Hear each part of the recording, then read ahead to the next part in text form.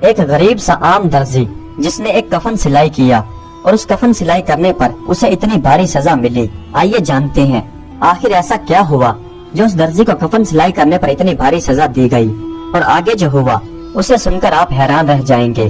برسات کا موسم تھا، آسمان پر بادل چھائے ہوئے تھے، بجلی کڑک رہی تھی اور ہر طرف اندھیرا ہی اندھیرا پھیلا ہوا تھا۔ رات کے 12 بجے تھے اور غریب رفیق درزی اپنے چھوٹے سے گھر میں بیٹھا ہوا کپڑے سلائی کر رہا تھا۔ اس کی بیوی بھی اس کے پاس بیٹھی تھی کہ اچانک کسی نے دروازہ کھٹکھٹایا۔ درزی نے ڈرتے ڈرتے پوچھا کہ کون ہے؟ آواز آئی کہ دروازہ کھولو۔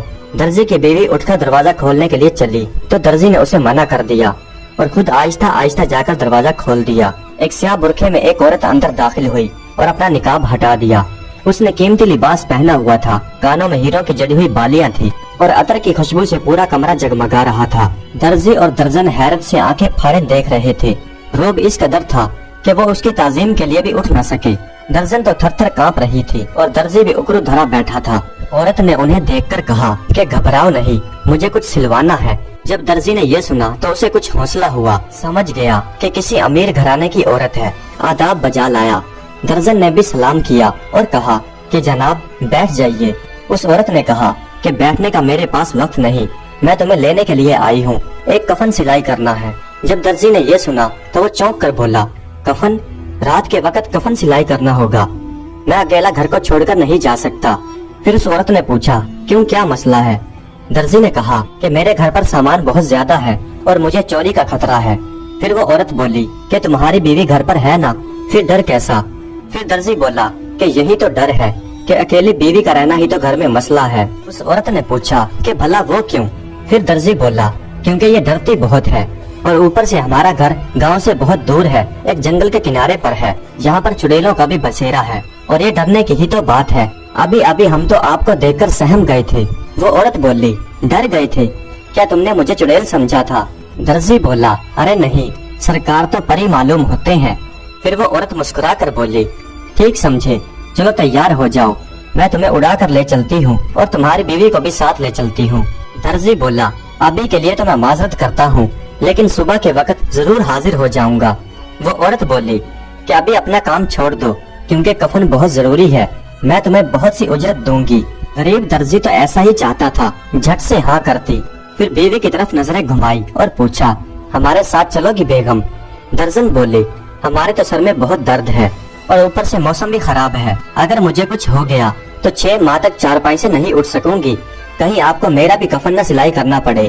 وہ عورت بولی خدا نہ کرے، ویسے جلدی کرو، وقت نہیں ہے، باہر گاڑی کھڑی ہے، آپ کو پوری حفاظت کے ساتھ لے کر جاؤں گی اور حفاظت کے ساتھ ہی چھوڑ جاؤں گی، آپ کو صرف اٹھ کر بیٹھنا ہوگا، صرف یہی تکلیف کرنی ہوگی۔ ہم آپ کے دشمن نہیں ہیں جو آپ کو مارنا چاہیں گے یا آپ کا کچھ برا سوچیں گے، مرے آپ کے دشمن، آپ کی تو ابھی عمر ہی کیا ہے۔ اپنی تعریف سن کر درزن تو خوشی سے بھولے نہیں سمائی اور پھر درزی کی طرف دیکھ کر بولی اجی سنتے ہو کتنی قدردان ہے بیچاری، چلو میں بھی چلتی ہوں، آج کے بعد تم بھی مجھے بوڑھی مت سمجھنا۔ یہ کہہ کر درزن نے اپنا کچھ سامان اکٹھا کیا اور پھر درزی کے ساتھ اس عورت کی گاڑی میں جا کر بیٹھ گئی۔ 1 گھنٹے کے بعد گاڑی ایک پرانے سے عالی شان قلعے کے دروازے کے سامنے جا کر رکی۔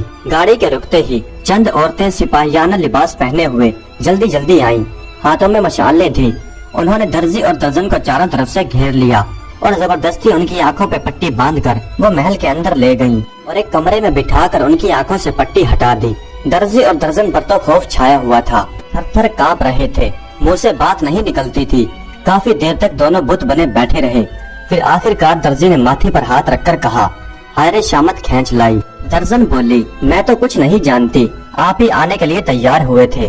پھر درزی بولا میں نے تو بہانہ لگانا چاہا تھا لیکن تم بھی جھٹ سے مان گئی۔ درزن سر جھکا کر دھیمی آواز میں بولی ارے مردود، تو ہی لے کر آیا تھا، میں نے تو صاف بہانہ لگا دیا تھا کہ میرے سر میں درد ہے۔ ابھی اتنی ہی بات ہوئی تھی کہ وہی خوبصورت نوجوان عورت شاہانہ لباس پہنے سر پر تاج دھرے آہستہ آہستہ کمرے میں داخل ہوئی۔ پیچھے چند نوکرانیاں چل رہی تھی اور ان کے پیچھے حبشی سپاہی ننگی تلواریں لیے آ رہے تھے۔ پہلا ہی خوفناک منظر دیکھ کر درزی کے تو اوسان خطا ہو گئے، وہ تو زمین پر لیٹ گیا اور آداب بجا لا کر رونے لگا۔ درزن تو اپنے دونوں ہاتھوں سے چہرہ چھپا کر بیٹھ گئی۔ شہزادی قریب آ کر کھڑی ہو گئی اور اسے خبر بھی نہیں ہوئی۔ پھر 2 سپاہیوں نے مل کر اسے اٹھایا फिर दर्जी उठकर बैठा। सिपाही ने दर्जी को बिठाकर छोड़ दिया तो वो फिर ऊंधा गिर गया और एक और नौकरानी दर्जन को संभाल रही थी। जितना वो उन्हें संभालती थी वो उतना ही जमीन पर गिरते थे। आखिर शहजादी ने तसल्ली दी, मियाँ रफीक घबराओ नहीं, उठो, जरा सा काम लेना है और कोई बात नहीं। शहजादी ने यह कहकर झट से 500 अशरफियों की थैलियां उनके सामने डाल दी। अशरफियों की छनकार सुनकर दर्जन और दर्जी खुश हो गए, झट से उठ बैठे और आदाब बजा लाकर अशरफियां इकट्ठी करने लगे। दर्जी ने अपना सुई धागा और अपनी कैंची को संभाल लिया। फिर शहजादी ने हुक्म दिया कि दर्जी को दूसरे कमरे में ले जाओ और दर्जन को मेहमान खाने में। सिपाही आदाब बजा लाया और फिर दर्जी की आंखों पर पट्टी बांधकर उसे दूसरे कमरे में ले जाकर बिठा दिया। आंखों से पट्टी खुली तो दर्जी ने देखा कि सामने सब्ज लिबास पहने हुए एक खूबसूरत नौजवान लड़की बैठी हुई है। करीब खड़े सिपाही ने कहा कि इस औरत का कफन सिलाई करना है। यह देखकर दर्जी चौंक गया और जैसे ही उसने सिपाही की तरफ देखा तो सिपाही ने अपने होठों पर उंगली रखकर उसे चुप रहने के लिए इशारा किया। सोचते क्या हो, जल्दी से कफन तैयार करो। सिपाही ने इतना कहा और वहाँ से चला गया। सामने मशहरी पर एक हसीन लाश पड़ी थी जो एक खूबसूरत शहजादी मालूम होती थी। गले में फूलों के हार पहने हुए थी, बदन पर खूबसूरत और शाही लिबास था, कानों में बालियां थी और गले में हीरे का बना हुआ एक हार। उसे देखकर ऐसा मालूम नहीं होता था कि उसे कत्ल कर दिया गया है, बल्कि उसके गले के निशान से यह मालूम होता था कि जैसे उसका गला घोंट दिया गया है। उसका चेहरा सुर्ख हो चुका था। उसके मासूम से चेहरे को देखकर ऐसा लगता था कि जैसे किसी बेरहम इंसान ने खिलती हुई कली को मसल कर रख दिया था। दर्जी काफी देर तक उस खूबसूरत लड़की को देखता रहा। फिर अचानक से एक हीरे की अंगूठी पर नजर पड़ी। लालची तो था ही, इधर उधर देखा और झट से वो अंगूठी निकाल कर अपने पास रख ली। लाश की पैमाइश की और फिर कफन सीने बैठ गया। अब दर्जन की सुनिए। उसे शाही मेहमान खाने में ले जाया गया। काफी आहो भगत हुई। शहजादी ने उसके सामने खाना रखवाया और उसे तसल्ली दी, लेकिन दर्जन पर ऐसा रोब छाया हुआ था कि मुंह से कुछ नहीं बोलती थी। वो बार बार सोच रही थी कि न जाने दर्जी पर क्या गुजरती होगी। उसे परेशान देखकर शहजादी ने अपने गले से कीमती हार उतारा और उसके सामने रख दिया। हार को देखकर वो खुश हो गई। उसने खुश होकर शहजादी के पांव पकड़ लिए और उसे दुआएं देने लगी। उसे खुश देखकर शहजादी को कुछ तसल्ली हुई और फिर वहाँ से उठकर किसी जरूरी काम के लिए चली गई। शहजादी जाते जाते एक बांदी को कह गई कि तुम इसे बातों में लगाकर रखना। शहजादी के जाते ही दर्जन ने बांदी की तरफ देखा और कहा, अरे तुम्हारे अंदर से तो बड़ी खूबसूरत खुशबू आती है। बांदी बोली, तुम्हारी नाक बड़ी तेज है। फिर दर्जन बोली, अब तो इतनी तेज नहीं रही, पहले तो मैं दूर से देखकर बता देती थी कि इसने काला नमक खाया है, इसने प्याज की चटनी खाई है और किसने क्या कुछ खाया है, और मैं तो गुड़ सूंघकर बता देती थी कि ये कितने बरस का है। फिर बांदी ने ठटा लगाकर कहा, ओ अच्छा, फिर तो आप बड़ी होशियार हैं।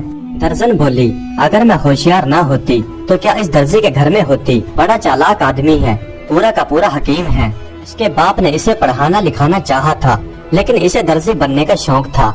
ये हर बार मदरसे से भाग आता। मौलवी ने काफी बार डंडे से डराना चाहा, लेकिन ये नहीं माना। बांदी बोली, अगर ये चला जाता तो कफन कौन सिलाई करता। दर्जन को जैसे कुछ याद आ गया हो, वो चौंक कर बोली, अरे हाँ, यहाँ कौन मर गया है, किसका कफन सिलाई हो रहा है। बांधी ये सुनकर खामोश हो गई। इस पर दर्जन ने फिर वही सवाल किया। बांधी इधर उधर देखकर बोली, दुल्हन का इंतकाल हो गया है। दर्जन ने पूछा, कौन दुल्हन। फिर बांधी ने बताया कि वली अहद शहजादे की दुल्हन। दर्जन ने यह सुना तो वो चौंक कर बोली, अरे वजीर की छोटी बेटी, उसका तो अभी ब्याह हुआ था। औरत की जिंदगी तो मर्द के रहमो करम पर है, क्या दोनों के बीच कोई झगड़ा हुआ था। बांधी बोली, हाँ कुछ ऐसी ही बात है। बड़े आदमी तो बीवी को पैर की ज्योति समझते हैं, लेकिन हम तो एक के साथ ही गुजार देते हैं। दर्जन ने कहा, बेचारी कुड़ कुड़ कर मरी होगी। बांधी बोली, मरी नहीं, मार दी गई, किसी से कहना मत। दर्जन ने यह सुना तो कानों पर हाथ रखकर बोली, इन अमीरों से तो हम गरीब ही अच्छे हैं। बेचारा दर्जी 20 सालों से मुझे झेल रहा है। बेचारे को झाड़ू से पीट लेती हूँ, लेकिन वो अल्लाह का बंदा कुछ नहीं कहता, कान पकड़ा गुलाम है। यह सुनकर बांधी बोली, अरे हाँ, यही हाल तो मेरे कल्लू के बाबा का है। मुझे देर हो जाती है तो बेचारा झाड़ू बर्तन खुद ही कर लेता है। कल परसों की ही तो बात है, बेचारे ने मुझे चिलम भरने के लिए कहा। मैं यहाँ से काम से थकी हारी गई थी। मैंने जैसे ही चिलम का नाम सुना तो मैं चिढ़ गई। धड़ से चिलम का हुक्का उठाकर उनके मुंह पर दे मारा। यकीन मानना बुआ, जले सड़े पानी से उनका मुंह धुल गया। बेचारे पीटे भी और वहाँ से तितर बितर हो गए। ऐसा लगता था जैसे गटर के पानी से नहा कर आए हैं। लेकिन उस बेचारे ने कुछ नहीं कहा। बेचारा हंसकर रह गया और सीधा मस्जिद के गुस्ल खाने में जाकर नहाया और फिर बाजार पहुँच गया।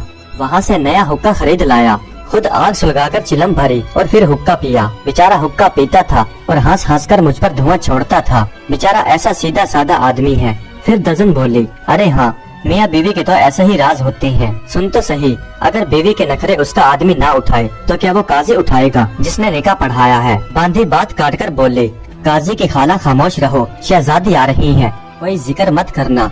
दर्जन होठ पिचका कर रह गई। दर्जे बेचारा कफन तो सिलाई कर रहा था, लेकिन बार बार मारे खौफ के लाश की तरफ देखता जा रहा था। दर्जी कफन सिलाई करने में माहिर था और दूसरा खौफनाक इस जगह से जल्दी निकलना चाहता था। उसने फटाफट कफन को सिलाई किया। सिपाही दर्जी की कारागरी देखकर खुश हो गया और बोला, चल तुझे शहजादी से इनाम दिलाता हूँ और फिर तुझे वापस तेरे घर छोड़ आऊंगा। दर्जी तो ऐसा ही चाहता था। खुशी खुशी सिपाही के साथ चलने के लिए तैयार हो गया। फिर सिपाही दर्जी को शहजादी के पास लेकर आ गया। दर्जी आदाब बजा लाया और जाने की रुखसत चाही। शहजादी बोली, उजरत तो तुम्हें दी जा चुकी है, लेकिन इनाम के लिए 100 अशरफियाँ और ले लो।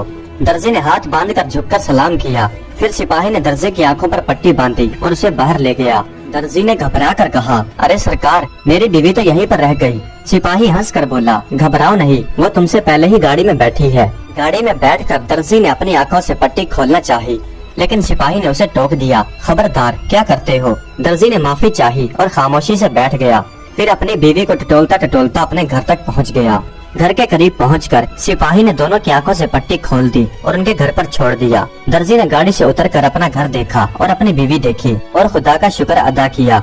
उस रात दरवाजे का ताला लगाकर लेटे और तब नींद आई। सुबह सवेरे उठते ही दर्जी ने सारी अशरफियाँ गिनी, जगमगाती अंगूठी को देखा और फिर दर्जन की उंगली में पहना दिया और कहा, ठीक है ना, अच्छी लगती है, ऐसा मालूम होता है जैसे ये तुम्हारी ही है। दर्जन ने हैरान होकर पूछा, किसकी है ये और कहाँ से आई है।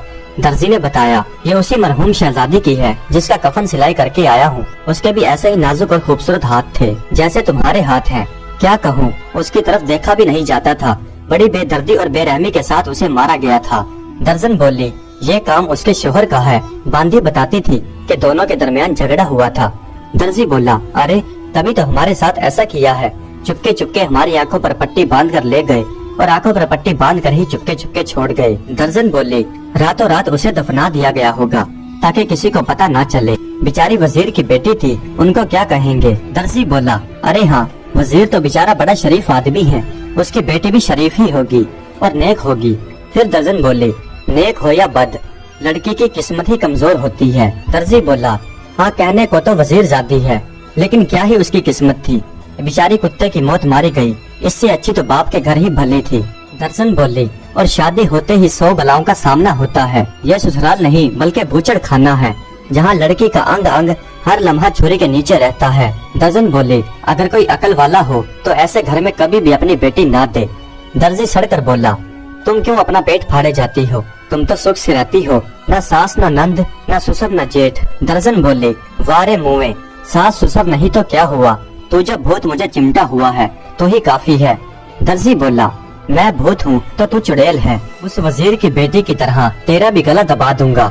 ये सुनकर दर्जन बोली, ये बातें किसी और को सुनाना, हाथ लगा कर देख, इतने चीखूंगी कि मुर्दों को भी सोते जगा दूंगी।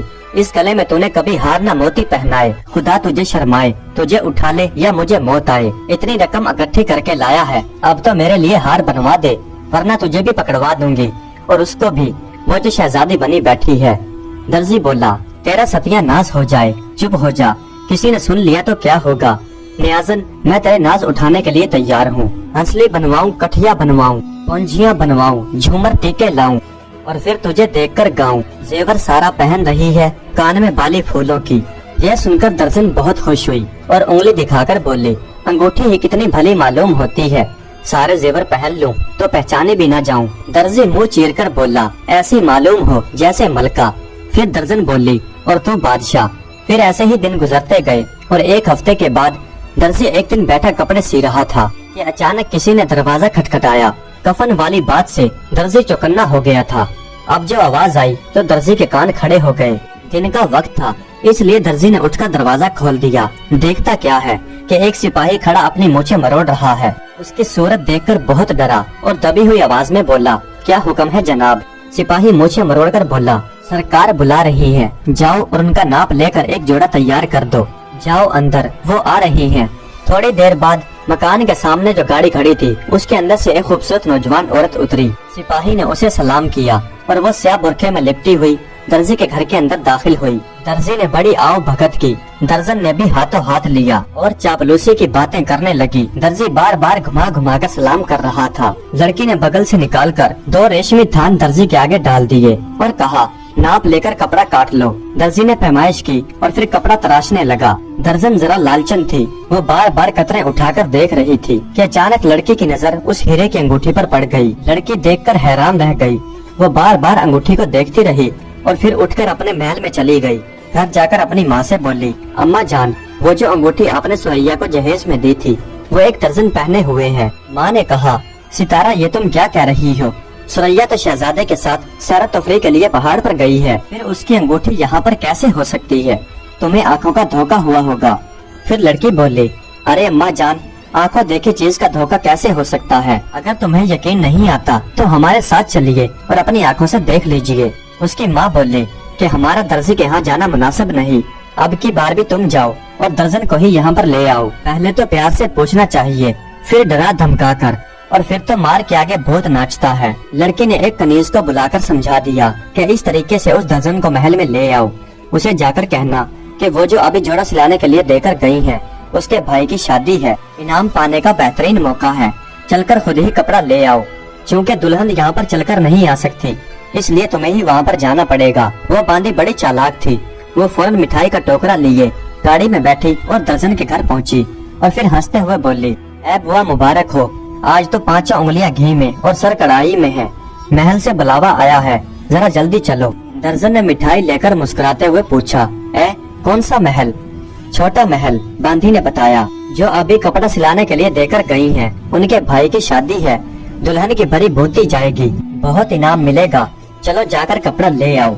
दर्जन ने दर्जी की तरफ देखकर बोला, मैं जाऊँ या तुम? फिर वो कनीज बोली, अरे पागल हो, मर्द को भेजती हो? ये कहाँ का कानून है कि दुल्हन की बरी नाचते फिरे?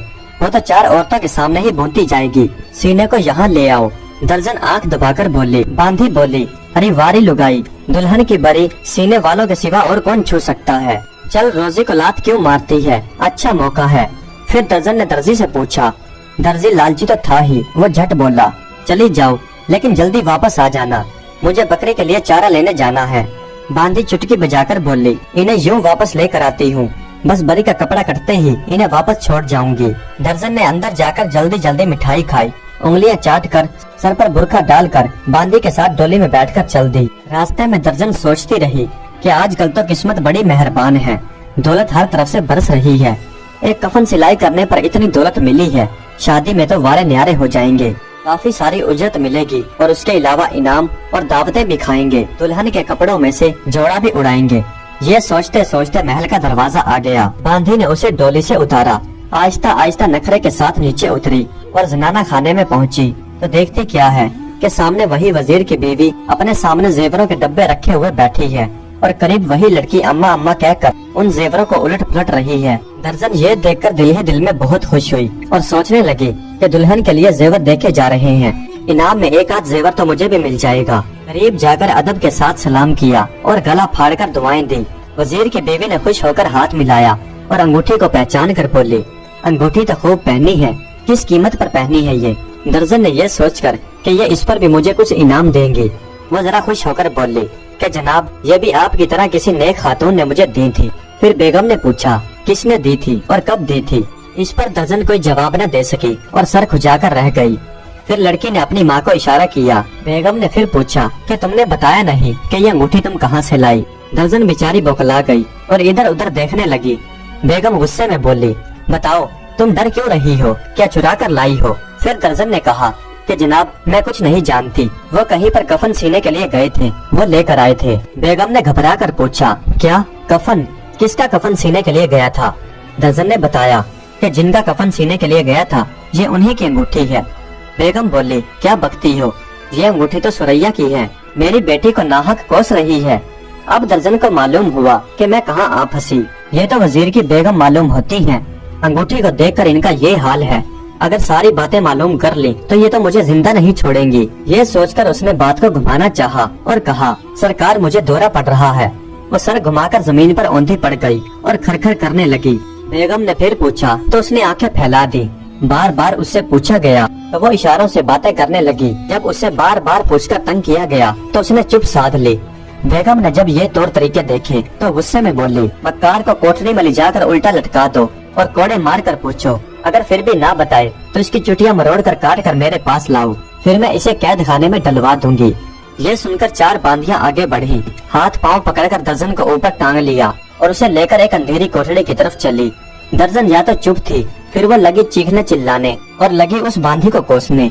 बांधी ने गुस्से से कहा कि चल बंद कोठरी में। फिर दर्जन बोली, अरे कुत्ते की सास, तूने मुझे मरवा दिया, धोखेबाज, मुझे यहाँ धोखे से लेकर आई और अब मेरी चुटिया नचवा रही है। बांधी ने उसकी तरफ हाथ बढ़ाते हुए कहा, ये ले अंगूठी पहन ले। दर्जन ने उसका अंगूठा नोच लिया। बांधी चीखने चिल्लाने लगी और फिर जल्दी जल्दी उसे कोठरी की तरफ ले जाने लगी। दर्जन भी चीखती चिल्लाती और घसीटती हुई अंधेरी कोठरी में जा पहुंची। वहाँ अंधेरा गप था, हाथ को हाथ दिखाई नहीं देता था। बांधियों ने उसे बांधना चाहा तो वो काबू से बाहर हो गई, हाथों को मारने और मुंह से काटने लगी। बांधी को लाते मार मार कर उसके पैर तोड़ दिए। बांधी ने उसे घूंसे रसीद किए तो उचक कर उसे चिमट गई और बोली, खून कर डालूंगी। बांधियों ने बड़ी मुश्किल के साथ उसे छुड़ाया और फिर उसे बांधे बगैर ही अंधेरी कोठरी में बंद कर वहाँ से खिसक गयी। दरवाजा बंद होते ही दर्जन डर गई और चीखने चिल्लाने लगी और रोने लगी। काफी देर तक चीखती चिल्लाती रही और शोर मचाती रही, लेकिन वहाँ पर बचाने वाला कौन आता था। थोड़ी देर के बाद वहाँ पर बेगम साहिबा पहुँची और दरवाजे के करीब खड़ी होकर बोली, अगर जान प्यारी है तो सच सच बता दे कि ये अंगूठी कहाँ से लाई। फिर दर्जन बोली, जनाब, अगर मैं जान की अमान पाऊँ तो मैं सब कुछ सच सच बताऊँ। बेगम ने यकीन दिलाते हुए कहा, घबरा मत, तेरा कान भी गर्म नहीं होगा। फिर दर्जन बोली, और दर्जी को तो कोई सजा नहीं मिलेगी। बेगम बोली, नहीं, उसे कुछ नहीं होगा। बेगम ने उसे तसल्ली दी और कोठरी के कवाड़ खोल दिए। दर्जन उसके पैरों में लौट गई और रो रो कर सारा हाल सुना दिया। बेटी की खबर सुनकर बेगम साहिबा के पैरों तले से जमीन खिसक गई। उसने वजीर को सारा हाल सुनाया। वजीर ने दर्जी को बुलाया। उसने वजीर से पूछा तो उसने भी शुरू में बात को टालना चाहा, लेकिन जब उसके भी पैर खींचे गए तो उसने भी वही सारा हाल सुनाया जो दर्जन ने सुनाया था। वजीर ने सर पेट लिया और दर्जी को साथ लेकर दरबार में बादशाह के सामने पहुंच गया। बादशाह ने तसल्ली दी और कहा, शहजादा ऐसा नहीं कर सकता, वो तो दुल्हन के साथ सैर तफरीह के लिए पहाड़ पर गया था। बादशाह बोला, जरा देखो कि पहाड़ यहाँ से 50-60 मील के फासले पर है। ये दर्जी एक दिन में वहाँ कैसे पहुँचा? जरूर इसने कोई ख्वाब देखा होगा। फिर वजीर वो अंगूठी दिखाकर बोला, हजूर, ये सच्चा वाकया है। देखिए, ये मेरी बेटी की अंगूठी मौजूद है जो इस दर्जी ने लाश के हाथ से उतारी थी। बादशाह ने अंगूठी हाथ में ली, उसे गौर से देखा तो फिर गुस्से से दर्जी की तरफ देखकर बोला कि तुमने ये अंगूठी किस ख्याल से उतारी थी? दर्जी यह सुनकर घबरा गया और घुटनों के बल बैठकर बोला, हजूर, ये मैंने यूं ही उतारी थी कि ये मैं शहजादी को दे दूंगा। कौन शहजादी? फिर दर्जी बोला, वही जो मुझे घर से कफन सिलवाने के लिए ले गई थी। शहजादे की बहन है वो। और कौन शहजादी? बादशाह ने हैरान होकर कहा, ना शहजादे की कोई बहन है और ना मेरी कोई बेटी। फिर ये शहजादी कहाँ से आन कूदी? मुझे ये पागल लगता है। वजीर ने कहा, अगर इसे पागल समझ लिया जाए तो इसकी बीवी तो पागल नहीं है, वो भी तो साथ थी और वो तो शहजादी की बांधी के उस बेटे का नाम भी बता रही है। ये कहकर वजीर ने उसका सारा पता बता दिया। बादशाह बोला, हैरत की बात है, सारा पता मालूम होने के बावजूद भी तुमने शहजादे का पता मालूम क्यों न किया? जाओ, अब मैं तुम्हें हुक्म देता हूँ कि सिपाहियों के साथ जाओ, शहजादे को और उसके सारे साथियों को गिरफ्तार करके यहाँ ले आओ। दूसरे दिन ये बात पूरे शहर में फैल गई कि वजीर अपने साथियों के साथ पुराने किले पर छापा मारकर शहजादे को गिरफ्तार करके लेकर आ रहा है। लोग ये सोचकर हैरान थे कि शहजादे ने ऐसा क्या कसूर किया है जो उसे नंगे हाथी के पीठ पर बेड़ियां डालकर बिठाकर ले जाया जा रहा है। शहजादे को उसके साथियों के साथ दरबार में सबके सामने ले जाकर खड़ा किया गया। उसके अलावा एक तरफ एक खूबसूरत नौजवान लड़की भी थी जो शहाना लिबास पहने, सर पर ताज रखे गरूराना अंदाज में खड़ी थी। मुकदमा शुरू होने पर कोतवाल ने सबसे पहले बादशाह के सामने झुककर सलाम किया और अदब बजा लाने के बाद कहा, हजूर, वजीर ने मुझे इस सारे मामलात पर छानबीन करने के लिए कहा। ये मेरा फर्ज था कि बगैर किसी पर रहम किए सारे मामलात की छानबीन करूं और कसूरवार को हजूर के सामने पेश करूं। चनाचे मैं चंद सिपाहियों के साथ कल्लू की माँ के घर पर गया। उसे साथ लेकर मैं पुराने किले पर गया और शहजादे पर छापा मारा तो मैं शहजादे को और शहजादी साहिबा को सारे नौकरों समेत यहाँ पर ले आया और दुल्हन को दफन कर दिया गया है, इसलिए वो कहीं नहीं मिली। कल्लू की माँ कहती है कि उसे गला घोंटकर मार दिया गया है। बादशाह ने हुक्म दिया कि कल्लू की माँ को पेश करो। कल्लू की माँ को बुलाया गया। वो हाँफते कांपते वहाँ पर आई। बादशाह ने कहा कि शहजादे ने तुम्हारे सामने दुल्हन को गला घोटकर मार डाला। बांदी बोली, हाँ हजूर, रात को 11 बजे के करीब का वक्त था। मैं दुल्हन के पैर दबा रही थी कि शहजादी ने मुझे बुलवाया। मैं जाने लगी तो दुल्हन ने मुझे रोक लिया। इससे शहजादी को गुस्सा आ गया और वो गुस्से में वहीं पर पहुंच गई, लेकिन दुल्हन ने मुझे वहाँ से नहीं उठने दिया। शहजादी ने मुझे घसीटा तो दुल्हन ने अपनी तरफ खींच लिया। तकलीफ होने पर मैं चिल्लाई। दोनों ने मुझे छोड़ दिया और आपस में झगड़ने लगी। मामला इस हद तक बढ़ गया कि शहजादी ने दुल्हन का गला घोंट दिया और दुल्हन आखिरी चीख मारकर दुनिया से रुखसत हो गई। ये सारी बातें सुनकर बादशाह की आंखों में आंसू आ गए और वजीर भी फूट फूट कर रोने लगा और वजीर की बीवी और उसकी बेटी भी चीखें मारकर रोने लगी। बादशाह आंसू पोंछते हुए बोला, अब दर्जी को हाजिर करो। दर्जी हाजिर हुआ और टोपी के अंदर से सुई निकालते हुए बोला, हजूर, ये तो वो सुई है जिससे मैंने कफन सिलाई किया था और धागा मैं वहीं पर फेंक आया था क्योंकि मुर्दे के कफन का था। और सामने वो शहजादी खड़ी है जो मुझे बुलाकर लेकर गई थी। ये मुझे आंखों पर पट्टी बांधकर लेकर गई थी। आंखें खुलने पर मैंने देखा एक ख्वाजा सरा था जो मेरा हाथ पकड़कर मुझे घसीटते हुए एक तान में ले गया। लाल पर्दा पड़ा था उसमें। फिर ये शहजादी आई। इसके नखरे क्या कहूँ, भली मानस, लेकिन झूठ क्यों बोलूं। इसने मुझे बहुत सारी अशरफियाँ दी और मेरे साथ अच्छा सलूक किया और फिर एक बांधी के साथ मरने वाले के कमरे में मुझे कफन सिलवाने के लिए भेज दिया। वहाँ जो कुछ भी देखा वो मैं बयान नहीं कर सकता। ये कहकर दर्जी हो करके रोने लगा। बादशाह ने पूछा, और क्या देखा तुमने? दर्जी बोला, सरकार देखता क्या हूँ कि मशहरी पर सामने दुल्हन बैठी है। फूलों के हार पहने हुए थी, वो कीमती जोड़ा पहने हुए थी, खूबसूरत बालियां कानों में थी और गले में हीरे का हार था। गले की उभरी हुई रगों से ये मालूम होता था कि उसे गला घोटकर मारा गया है। कफन सीते वक्त मैं काफी देर तक रोता रहा। करीब खड़ी बांदी से कुछ पूछना चाहा तो उसने मुझे डांट दिया। कफन सिल जाने पर मेरी आंखों पर पट्टी बांध दी गई और मुझे घर पहुंचा दिया गया। बस उसी दिन से मैं इस मुसीबत में गिरफ्तार हूँ। बादशाह शहजादे से मुखातिब होकर बोला, ये शहजादी कौन है? शहजादा सर झुकाकर बोला, मैंने दूसरी शादी कर ली है इन शहजादी से। बादशाह ने पूछा, कहाँ की शहजादी? शहजादा बोला, इनका नाम है शहजादी। बादशाह बोला, अरे नालायक, मुझे तुझसे ये उम्मीद नहीं थी कि तू एक जलील औरत से शादी करके वजीर जादी का इस तरह से खून करवाएगा। यह सुनकर वो ताज वाली लड़की कड़क कर बोली, किसी को मेरी तौहीन करने का हक नहीं है। आप बादशाह हैं तो अपने लिए।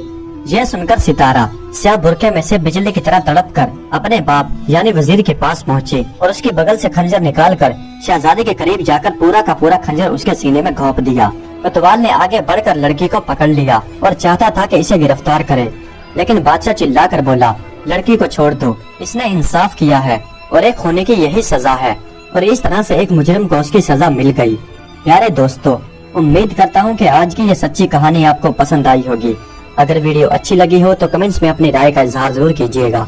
हमारे चैनल को सब्सक्राइब कर दीजिएगा। वीडियो देखने का बहुत बहुत शुक्रिया।